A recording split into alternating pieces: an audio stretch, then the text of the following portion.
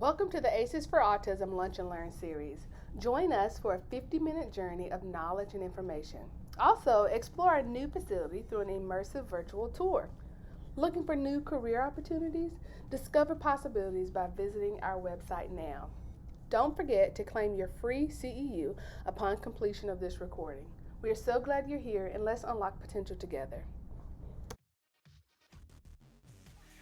Today, Brett and I are going to talk about how to foster a meaningful mentorship culture that is vital for a thriving and dedicated workforce.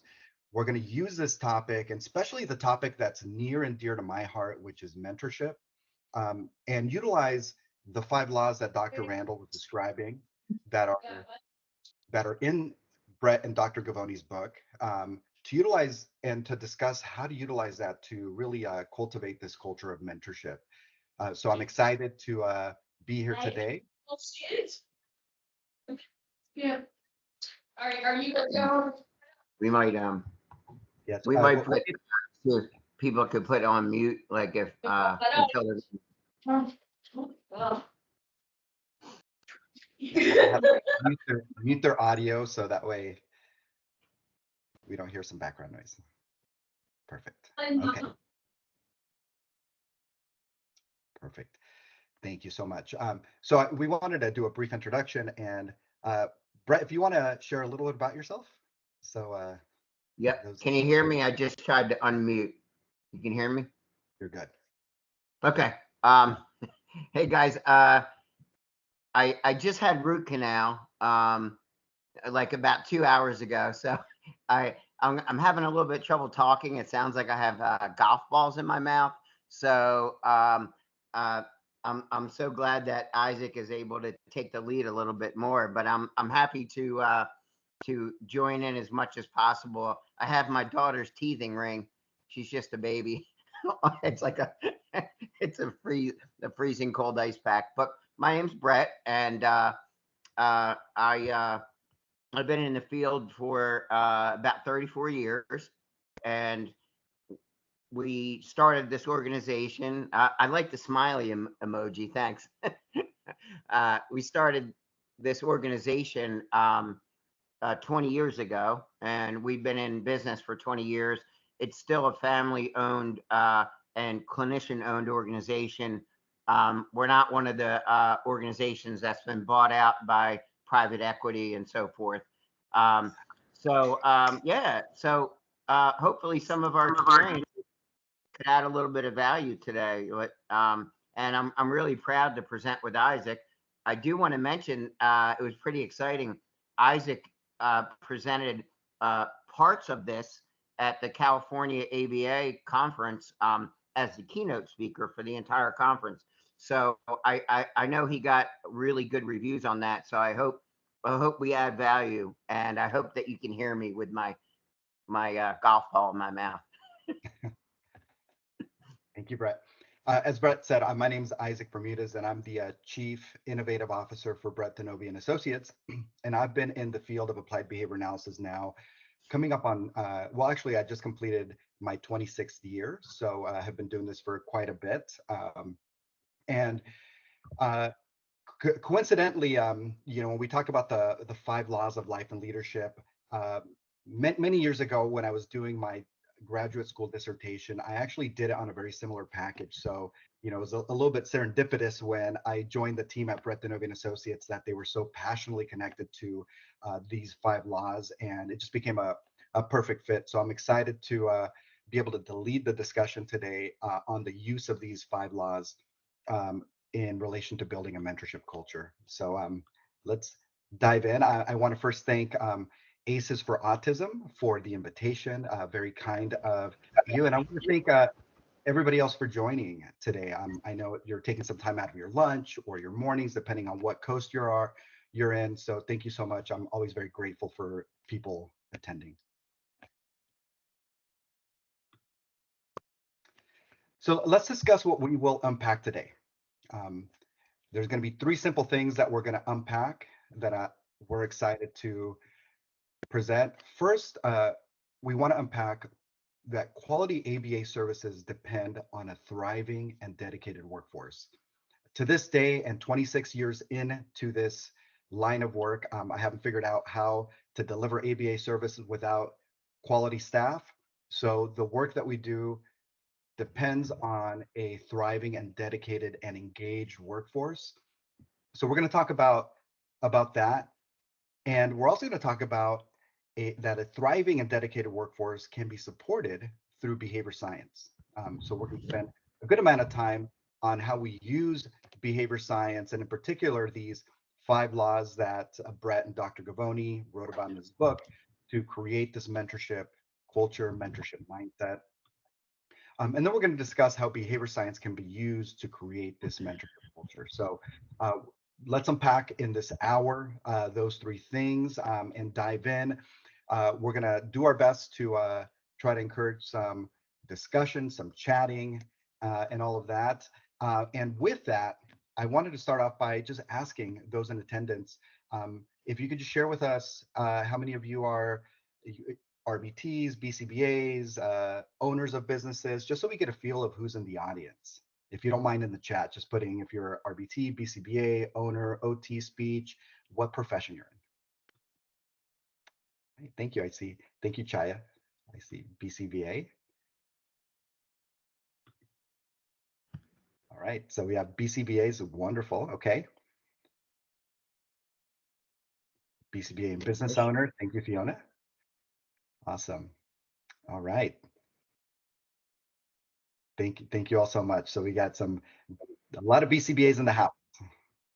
Owner, another owner. We love entrepreneurs. Yeah, some business owners.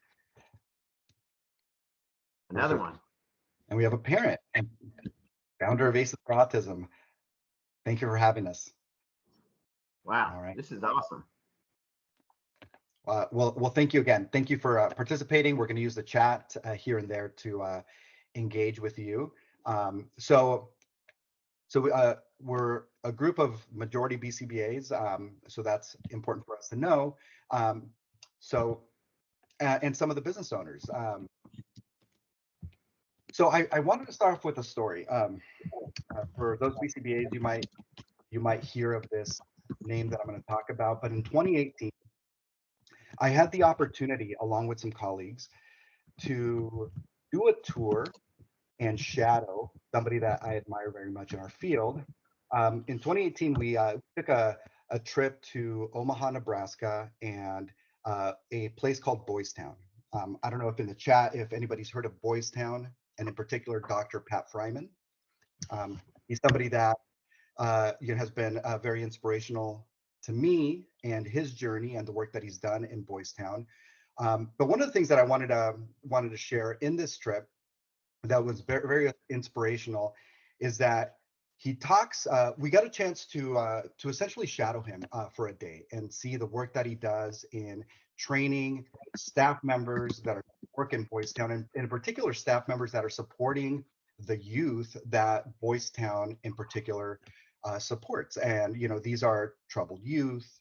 These are those individuals that demonstrate problematic behavior and such. So one of the things that was really, really resonated with me is that he took a quote from the Bible, and he mentioned that there was angels among us.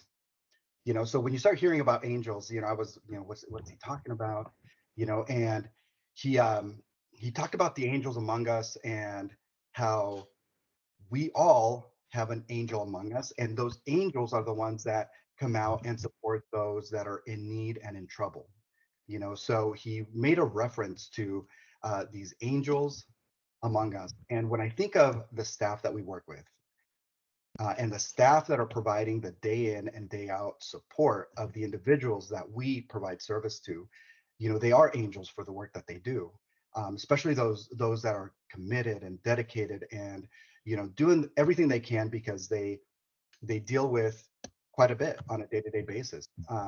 And the work that we do is in dedication to those angels that are on the front lines, doing the great work that we support them with to be able to create meaningful change in our individuals. So So this particular presentation and creating this mentorship culture is in dedication to the angels among us that do this amazing work.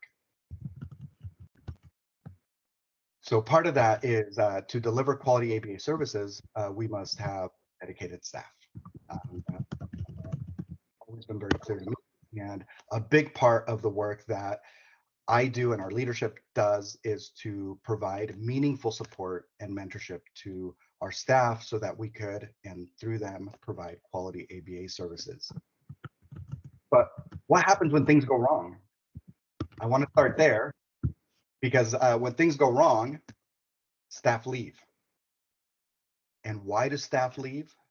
In my last 5 years, I do a lot of our interviews at our company, and over the thousands of interviews that I've done over the last 5 years, these are some of the common reasons why staff leave and staff lose the engagement in being part of the company.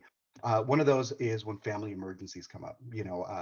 Life happens, things happen. We've just gone through a pandemic, and family emergencies come up, and they leave. They might get uninspired or something about the work that we do that I'm sure we all love. They lose their inspiration and they transition out to another industry or field. Isaac, would it be Yeah. okay if we ask, I don't know how it works, sorry, it's hard to talk with the root canal, but can we ask by show of hands or just typing in yes if they're aware of people like just totally leaving in the industry in the past couple of years that were in it for a while? Can you type yes if you're seeing people totally leaving the industry recently? No. Chris said yes. Dorothy, Claire, Janice, yeah, Chris, Michelle. Yeah. There's Dr. Randall there, Laura. Okay. Yeah, I just was curious if it's just our observation or yours too. Thank you. Oh, hi, Nikki. Yeah, that's a great question. So another reason why staff might disengage and leave is for more pay. That happens. If there's no consistent hours, this is always something that we have to manage quite a bit in terms of making sure that there's consistent work for our staff members so that they stay engaged and stay with us. One of the things that I know about who our industry attracts are people that are ambitious and want to grow. So if a workplace stops providing opportunities for advancement or growth, this is a big reason why staff may leave and disengage. And the other reason that I wanted to share is staff may leave if they're not receiving quality guidance, support, or mentorship. And in the thousands of interviews that I've done, I would say that the number one reason is not pay. The number one reason isn't any of the other things, but the number one reason that I see is when individuals are not receiving quality guidance, support, and mentorship.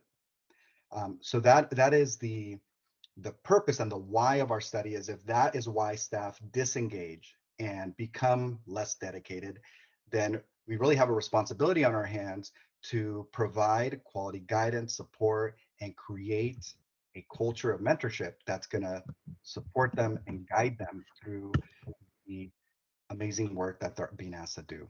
Yeah. Can I add to that? Yes. If you don't mind, Isaac. It looks like I can talk a little bit with the root canal, so I'm just going to try.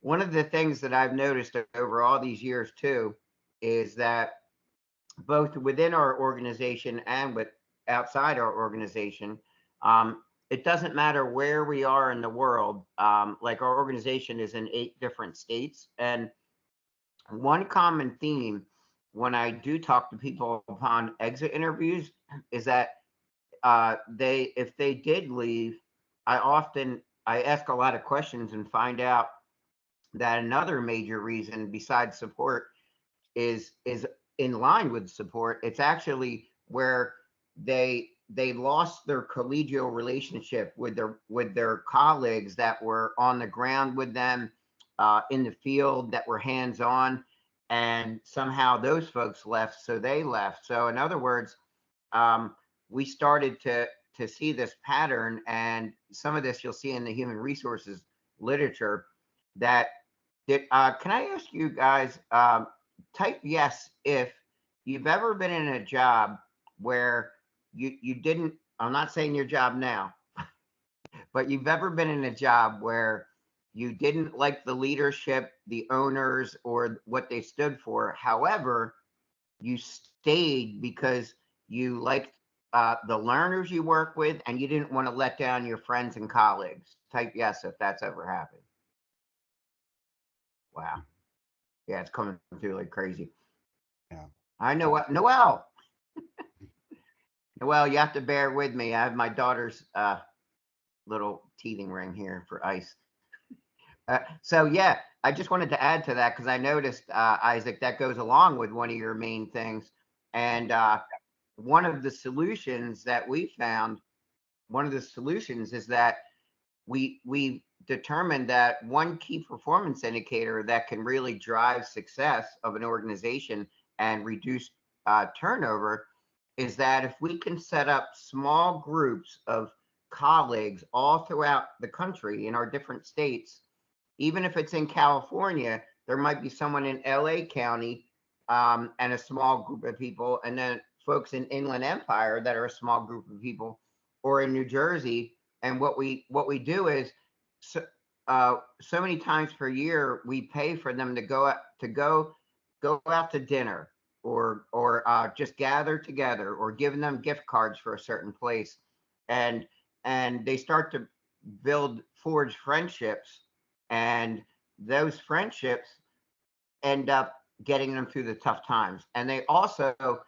the call outs and the number of people that don't show up to work reduce because they don't want to let down their colleagues. So I just wanted to add that it's a little, we call it like a little behavior hack that seems to help with that. So back to Isaac. Yeah, great point. So if we know some of the reasons why staff may become disengaged and choose to leave, again, all of these things, as you all I'm sure know, turnover affects quality of ABA services, and that really compromises the work that we're trying to do. Then how do we use behavior science to help employees thrive in the workplace? So this is where Brett and Dr. Gavoni's book on the 5 laws of life and leadership have really played a big role for us, and helped us really use this to help our workforce stay engaged, help them grow, find niches, meet their goals, and so forth, as well as help the different organizations grow and thrive through adversity, which we've all dealt with a bit of world adversity over the last several years. So just a brief introduction, and we're going to dive in a little bit on specifically individual laws and how they apply to building a mentorship culture. These 5 laws are, it starts with pinpointing, and we'll explain in a little bit what that is, then goal setting, self-monitoring and reporting out, reciprocal feedback, and pay for performance, or the reinforcement part of this particular package. So these 5 principles we utilize to build the culture that we're looking for, to build a mentorship culture. And Brett and I talk a lot about how not only is it able to be used for building the culture that we want, but it's also, you could use it in so many different ways. You could use it clinically to support our clients work through and build skills, whether they're in schools, whether they're in community programs. I was sharing with Brett a few minutes ago that we have an adult client that is utilizing this particular package to overcome his fear of leaving the house and his fear of going out to the community, his fear of finding a job and so forth. And he's made significant progress by us being able to pinpoint what he's working on, set goals, and importantly, and we'll spend some time talking about the self-monitoring and reporting out aspect of it, receiving that reciprocal feedback, and identifying what the reinforcers are for him making advancements on it. So, it's been something that we've been able to use in a variety of different areas. And I'm of a big belief that it transcends ABA, and it could be an impactful package that we could use in a variety of industries and so forth. So what I'm trying to say is that behavior science is powerful. We all know that. I don't have to sell that to all of you. And this particular OBM package that Brett and Dr. Gavoni shared in their book, that I would encourage people to read because it not only explains the 5 laws, but it goes over a lot of examples, life examples of how it's been used to overcome hardships in business and in life. So I don't know if I'll pause to see if Brett has any. Yeah, again, I'm going to try to talk again with this with my mouth. So 15 years ago, actually, Noelle, who I saw on there, she would be familiar with some of the struggles that I had faced. And just to be transparent, some of the major struggles that I endured were addictions to alcohol, divorce, Chapter 7 bankruptcy. At some point, I didn't really have anywhere to stay where I could sleep, and a couple other things that are just so embarrassing. And without getting into the details of these 5 principles, the 5 principles of pinpointing, goal setting, self monitoring, getting feedback, and then some reward for my behavior. By going through those principles and process, it's really both. I was able to dig out of that hole, and I'm so grateful. So I'll never touch alcohol again. Behavior science is powerful. Yeah. So let's talk about how we utilize these 5 principles to create a mentorship culture. We're going to go through a variety of different strategies because we believe by investing in our workforce through mentorship, we can equip not only our workforce to provide quality service, which I know we're all invested in, but we could grow our practices, and we could also help evolve the field and our science. And that's something that I believe very strongly in, is by continuing to equip our ABA workforce, it's going to really promote well this great work that we've all prepared ourselves to deliver. So I feel that it's a way to help positively evolve our field and our science. So let's talk a little bit about mentorship, so we're all on the same page and clear what mentorship is. And when I talk about mentorship, I like to talk about it in relation to the other types of leadership types, such as supervision and coaching, because there are functional differences between the different leadership types, but there's also some similarities and overlaps. And there could be an overlap of all of them all at once. And sometimes, in my experience, when providing and offering mentorship in the workplace, sometimes the other leadership types, they work against mentorship. For instance, I have experiences working with team members close to me, and I'm mentoring them through a growth challenge, and I'm trying to support them to grow within the company. But then the next day, I have to hold them accountable to something, and that sometimes compromises a relationship that you're trying to build as a mentor, and you have to really balance that out with, holding somebody accountable as a supervisor with regards to what their job duties are, but then also being a mentor and supporting them and inspiring them to keep growing. And then there's times where, they both work in sync together. So mentorship has a very specific function. And the function and purpose of mentorship is it's a relationship between 2 people. Typically, it's one senior and one more junior that is both professional and personal. So this is one of the things that I've experienced, and what the literature says about mentorship is that it begins to transcend just a professional relationship. And I don't know about all of you, but in my work, it's been ingrained, to have professional boundaries and to stay professional. In mentorship, you have to allow to get to know the other person. How's your family? How's your kids? And allow the space to really get to know the person, where it starts to transcend a little bit some of those professional boundaries that we might set for ourselves. Yep. And I'd say just from the human resources and employment law end of things, um, usually it's them volunteering to tell you these things because they're comfortable. I would avoid asking, I guess that's known.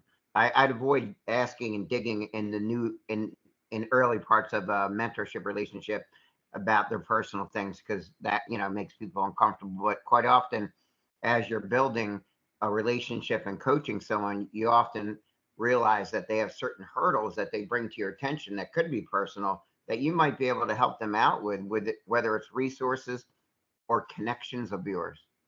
Yeah, indeed.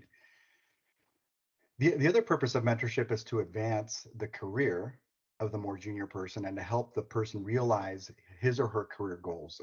So again, some of these defining characteristics of mentorship is going to be the context for which, when we go into some of the ways of building a mentorship culture, utilizing the 5 principles of life and leadership, that these things are really important to keep in mind. And again, like I said, in my experience, being in the field of ABA for 26 years, not only have I been somebody that's been wanting to push myself to grow, but I see a lot of people that are attracted to ABA also want to grow. And that's a big reinforcer for people to stay engaged and dedicated, is them feeling like there is room to grow and them feeling like they're learning, that they're having the possibility to advance and so forth, which is really the beautiful part of our field. And it's one of my biggest joys of our field and what attracts me so much to what we do.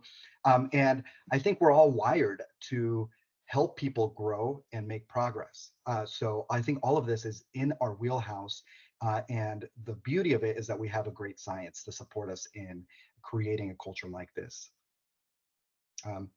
And this part, again, just with like all human relationships, there's a deeper level of need within a mentorship relationship. There's a need for fulfillment, trust, and expectation that's essential to the success of a mentorship relationship. So just like other human relationships, there is a little bit more that's placed in this relationship to make it successful. It's very hard to tell somebody, hey, I'm going to support you to grow into this position, and then to not follow through or not follow up on that will begin to tarnish that relationship and that trust, which we'll talk about in a little bit. So I wanted to go over what the literature describes as a mentorship relationship and some of the defining characteristics of mentorship, so we could then dive into the 10 considerations in creating a mentorship culture, which is our next section. We're going to go through 10 of these considerations. And again, the 5 laws of life and leadership is the backdrop to these 10 considerations.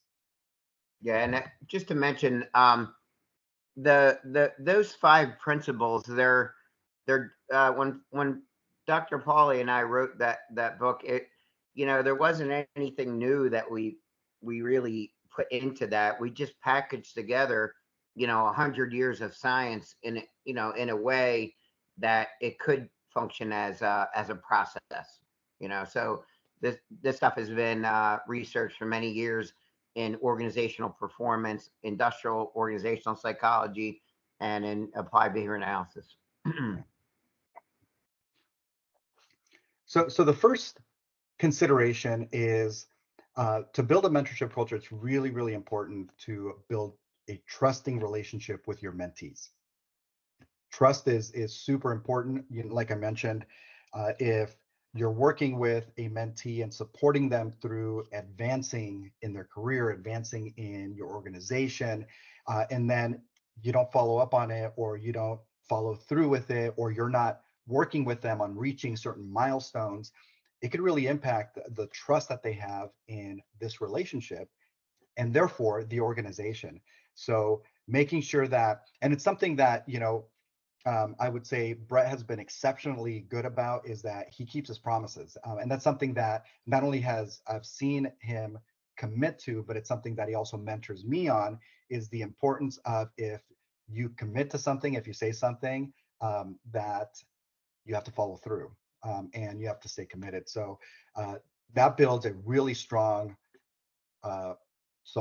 bond of trust. I've heard, I think Brett talk about it as like a rope of trust that has to be strong for the mentorship relationship to be successful. So building this trusting relationship is really important.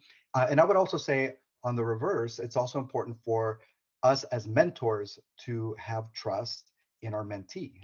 A lot gets discussed in mentorship meetings and mentorship interactions. And if on that end, there's a break in trust, then it also becomes very hard to provide mentorship. So just like all human relationships, it's a dynamic type of relationship, and it requires two people to have a strong commitment to having this trusting relationship for this to work. Yeah, and to expand a little bit on when Isaac mentioned the rope of trust, we were trying to think of something that how could you quantify trust and kind of make it physical in this world and kind of think of it that way? Because did you ever have a friend or a mentor or a coach or a supervisor that you've delivered, that you've made a promise and then you've delivered on it, they made a promise, they delivered on it, and you have a long history of building your relationship like one thread at a time until it's a really thick rope. You deliver on your promises back and forth reciprocally. Now, the reason I like to think of it that way is that if there's one or two misunderstandings or mistakes where, for example, you didn't get the email or you didn't get the text, or there was technological breakdowns, or you forgot about something, that rope isn't going to unravel very rapidly. You know what I mean? Because you built that. And I like to think of it that way because I have so many friends and colleagues that it's okay if something happened and they couldn't deliver on something, because I know it was just an anomaly. So that was the idea behind trying to think of it as a physical thing. Yeah, awesome. The second consideration is, and it's something that I've actually have made quite a bit of mistakes in, is to get to know your mentee's values, aka their goals and dreams, and help them move towards what they value, not what you value. And that's where my mistakes have been early on, is in embarking in these mentorship relationships. There's things that I value, whether it's disseminating the science, presenting, writing, whatever I value. And I would early on look to push people in that direction. It's like, hey, you want to present, you want to do these things, until finally I was given the reciprocal feedback of like, stop, I don't want to do those things. I want to do this. And that made me really stop and be a better listener. And it's something that I have to be always aware of, is when I'm supporting somebody to advance and looking to build this mentorship culture, it's important for me to know, what do the individuals that I'm working with, what do they value? I know for those that are trained or follow ACT, the ACT matrix is a really great exercise to get to know, what individuals' values are, and what's moving them towards it or away from it, and so forth. But the value part of it is really important, because that's going to allow them to be authentic. That's going to allow them to share the things that they want, and it's going to support you and allow you to mentor them more effectively.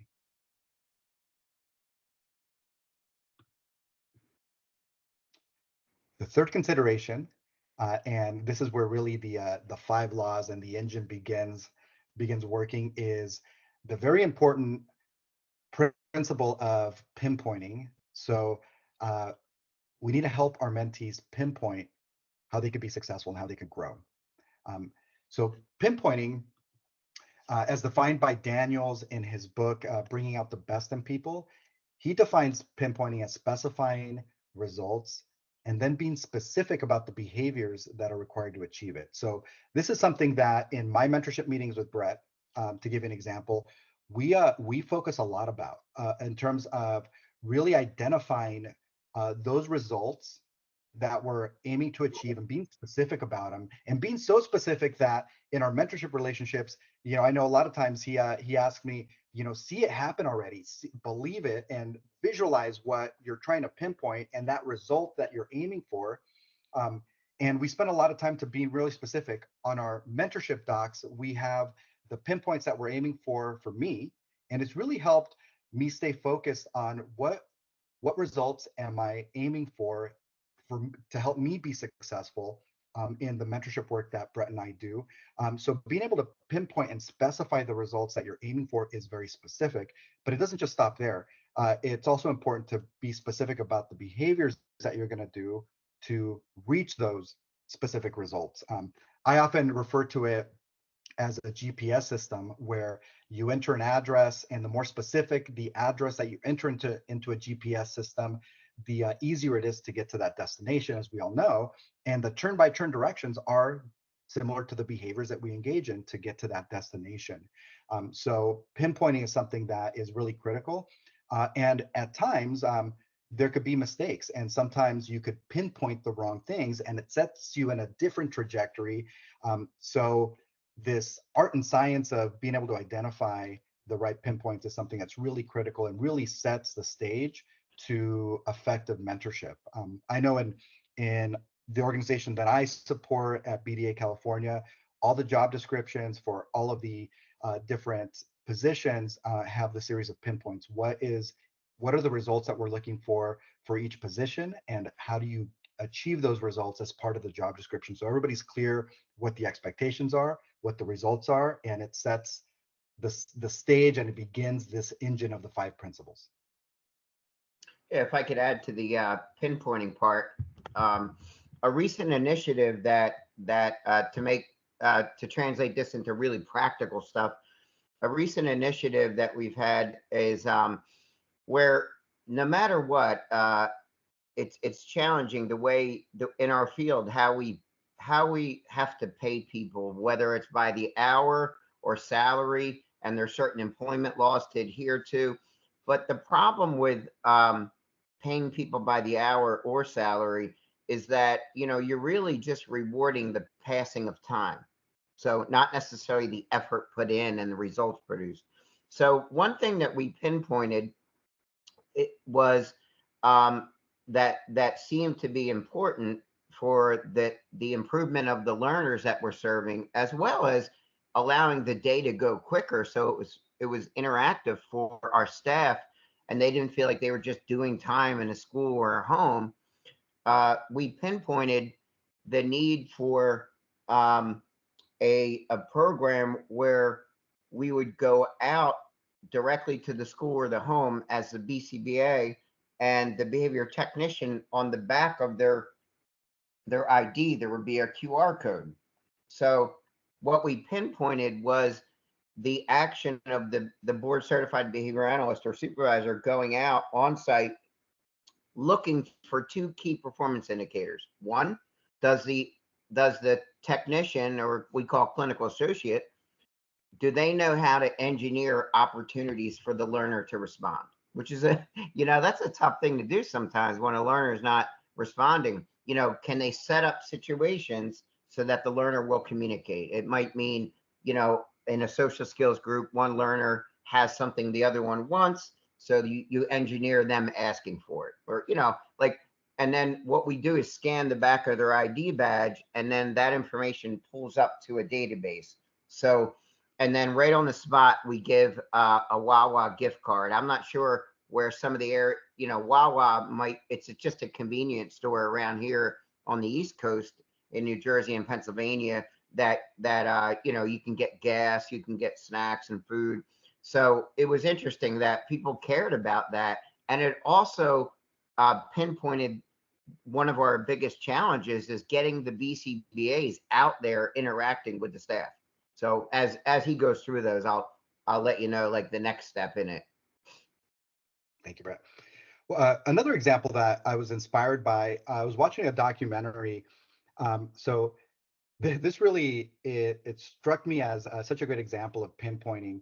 There was a young man that was talking, and in high school, this young man, which blows my mind that it was in high school, he began to pinpoint what he wanted to do in his life.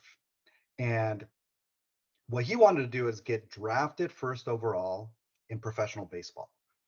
So I think of a high school student at that young age being able to pinpoint something so specific, such a lofty pinpoint, but nonetheless, that was what he wanted to do. And he created this matrix of pinpoints, and they're interconnected with how he was going to do that. So I thought this was a great visual of somebody that pinpointed this particular set of things. So to be drafted first overall, he focused on 8 things that he was going to focus on: body control, sharpness, mental toughness, his velocity of his pitches, personality, karma, pitch variance.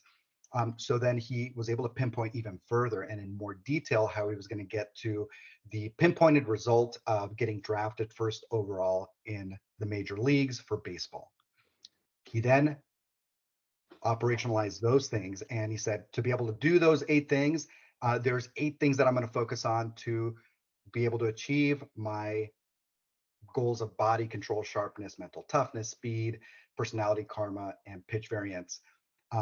So I felt like this matrix was such a beautiful example of somebody that went to many levels of pinpointing to get to his one lofty goal. And interestingly enough, who I'm talking about is probably one of the most dominant baseball players there is right now, which is Shohei Ohtani. And it's interesting to hear him talk, and he talks about it very humbly, but to see the laser focus, as Brett says, at such an early age, and then to see the results and the achievements that he's been able to accomplish throughout his career, the MVPs, the batting titles, the All-Stars, all that stuff, just shows the power of being laser focused to a very accurate and specific pinpoint, let alone the God-given talents and all that stuff that he has as well. But, this is such an important part of it. So this to me has been an inspiration to being able to do this for ourselves and our workforce as well, to keep that engagement and keep them thriving.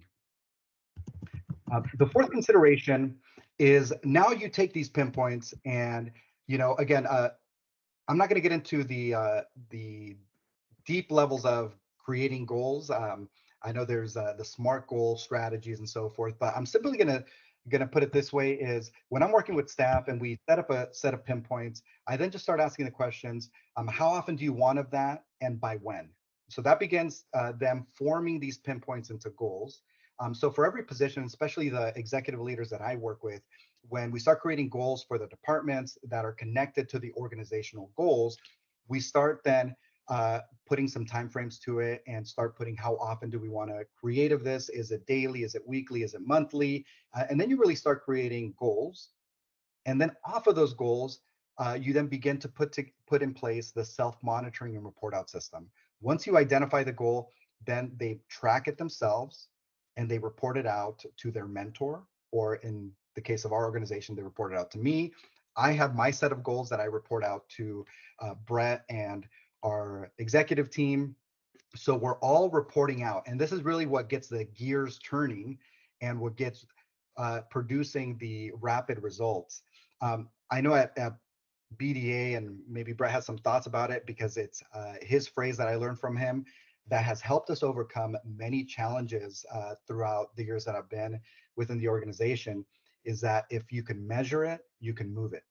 And that's been a really powerful slogan that he said, and a quote from Brett, that whenever there's hardships, it's just a matter of pinpointing what's going on and setting goals and measuring it to be able to move it. So again, the power of these particular principles, when done in this fashion, really supports the growth that you're trying to achieve in the individuals that you work with or organizationally.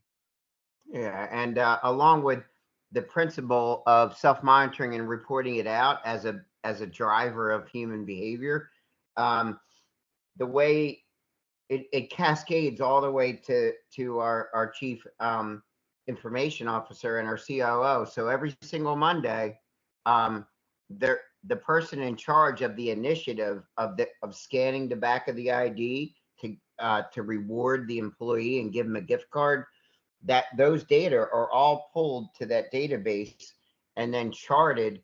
And every single Monday, the person in charge of that initiative displays that up on the screen. So every single Monday we look at it, and we look at the progress we're making, because then by self-monitoring it and charting it, we can solve problems. We might realize that, you know, down in Clearwater, Florida, they're not doing it, or we notice that there's a dip in it, and it's so important to have that one key performance indicator about knowing how to create engineer opportunities for the student to respond, that as well as strengthening functional equivalence. Those two things are so important.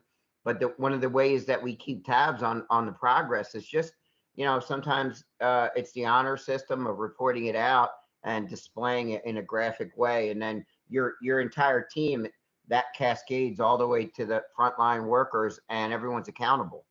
Yeah. Thank you. So number 5 is once you have that, then the feedback part of this mechanism kicks in, and you want to deliver feedback constantly and also allow your mentee to offer feedback to you. So that way there's that reciprocal nature of the feedback system. You know, and feedback there's many research articles on the power of feedback. I want to share an oldie but goodie. In 1986, Balcazar, Hopkins, and Suarez, they took a look at this meta-analysis of about 69 articles, you know, and 100 and something different studies, and they identified these really important things to make feedback effective. These things are, if it's delivered by a manager or supervisor, if it's focused on individual performance, if graphs are used to display the feedback, if it's delivered either daily or weekly, and if it's paired with goal setting and positive reinforcement, these are the variables that make feedback the most effective. So this has been a really influential article for me in my graduate research, and then to the work that I do today, because this is what the researcher says makes feedback the most effective. So I know when setting up these report out systems, either daily or weekly is a frequency that's very powerful. Beyond that, it gets a little bit too delayed, and you start losing the power of feedback and the report out process.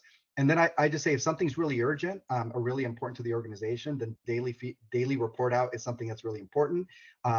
If it's not as urgent but still important, then weekly becomes the frequency that we do it. So I know within the organization, we have Monday meetings, and this is where we all come together and report out on how our regions are doing. So this weekly rhythm of reporting out and reviewing the data becomes a really important aspect of growth.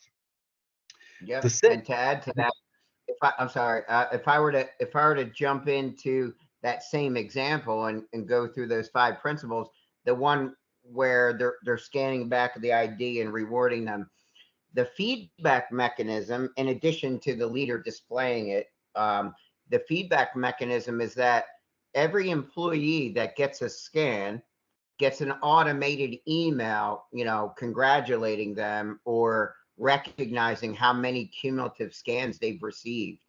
So that's where an automated feedback loop occurs, and both at the frontline worker that's in the schools or homes and the supervisor. So they both get emails letting them know where they stand on that. So that way we can use it for evaluations, and when they hit 5 of these key principles, then they have the opportunity for a pay raise. They have opportunity for bonuses, and sometimes they just might want us to pay for them to attend conferences, but they have a menu of things they can choose from once they hit 5. So that's where the reciprocal feedback comes in. Yeah, awesome. So another really important, and I don't have to sell this to this group, but the 6th consideration is we got to reinforce and reinforce often. I know we all understand the power of reinforcement. It's one of the most powerful principles in our field. But the reality is, I know for me, I have to remind myself constantly to be a source of reinforcement. It's something that you know, I train to all levels of our organization, is the power of all of our staff being a source of reinforcement, and how this helps to grow if they're mindful of the things that are reinforcing for the people around them, and they are a source of reinforcement. But reinforcement is the key to solidifying the growth that our mentees are having. I know in Brett's book, he talks about pay for performance. So that is part of it. We try to take a look at, can there be a way to add a pay for performance contingency to the growth that they're having? And, just being good sources of reinforcement is really, really important and powerful, as we all know. And something that we shouldn't forget or take for granted, because I think that's our mistake a lot of times. And I'll just speak candidly for me, is just being aware of, am I always being a source of reinforcement for the behaviors that I'm trying to improve? And it's a reminder for me at all times.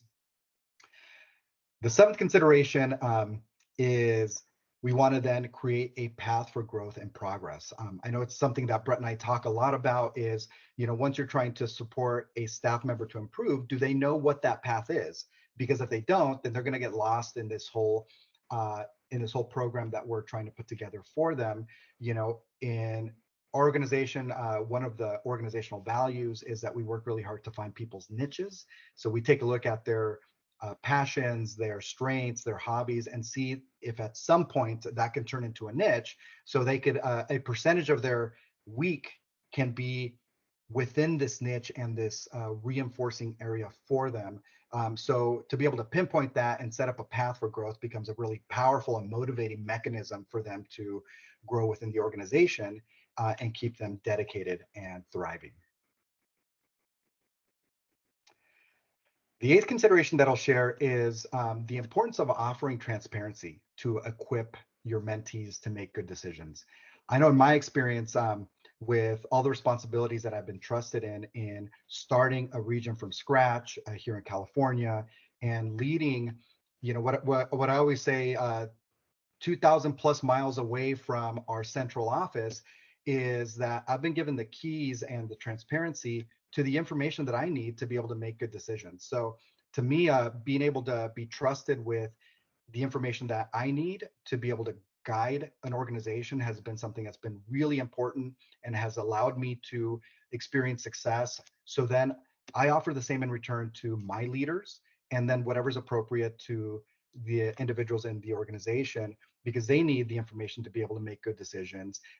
So we go through what our financial situation is, what operationally where we're at, clinically where we're at. We go through all the different metrics and KPIs, so that way they understand the state of our organization. So when they're out there working with their teams and their mentees, they're able to make decisions within that context of transparency and the information that we have. So all of that, I know with my team, I meet with them every 2 weeks and go through all of our most important KPIs. So that way they go out and have that information to be able to make good decisions with their departments and their team, and it just scaffolds them. So yeah, and sometimes I think it's great to be transparent with the financials, as the majority of organizations don't do that, and I can see why it can cause some challenges. But during the pandemic, it was always our practice prior to the pandemic to show how we're doing in graphic feedback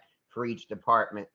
But when the pandemic hit and you saw the dip off in the financials and the impact, it helped people understand why they had to take a temporary setback in what they were earning, and then come back and earn more in the long run. So the graphic feedback was real, was transparent. We were just being honest with them. Yeah. So 2 more left. The ninth consideration is, at this stage, we want to empower your mentees as much as possible to have authorship and or offer them skin in the game. And the authorship has been a really interesting and powerful principle that I know Brett has talked a lot about with me, is once somebody is involved in creating a process, project, whatever it is, then all of a sudden they have authorship and they own and have ownership over that. So their motivation skyrockets. So the more you can involve your mentees in creating certain processes with you or certain projects, their ownership level increases and they now own that project, and the accountability really, really skyrockets by having them have authorship. And if there's an ability to have skin in the game, and this is where we kind of branch off, although we won't do that today, but we talk about entrepreneurship, and they could start building almost a business within a business based on what they're working on, then this really supports the organization to take off. It allows them to grow, which is what we're talking about today. And really, the impact of these strategies really take off. So, it's something that I've been the beneficiary of. Brett? Oh, I'm sorry. I mean, I was just going to say, like, if it's a goal of yours as an ABA entrepreneur or as an intrapreneur, a leader within a department, and your goal is to scale that department and grow it, it's really important to consider them having skin in the game, such as a percentage of the net profit, a percentage of the revenue generated. That's just financial, but there are quality ones too. And I think that's where Isaac was going. An organization with the right leaders can scale itself with the right metrics in place and form accountability and have skin in the game when you know that all that hard work leads to, say, passive income. Yeah, indeed. And the last one we'll leave you with is, as staff grow, one of the things that I've experienced is, at times staff will grow and hit their capacity where they hit their operant levels and they're handling as much as they can handle. And now what do you do? Because now they're handling so much, and now you got to support them through, like, oh my gosh, like I have all of these things that I'm responsible for. So these principles really help to support building that capacity and scaling, which I've learned from Brett. The first one is to delegate, teaching and encouraging the delegation.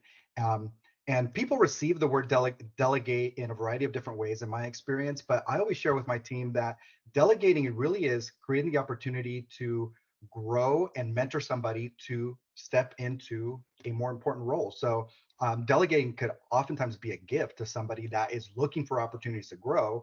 When you trust them with more responsibilities, then you're actually creating a pathway for them to grow. And it's the pay it forward aspect of mentorship, which is a delegation piece. Automating is also something really important, and it's important to scaling an individual and an organization.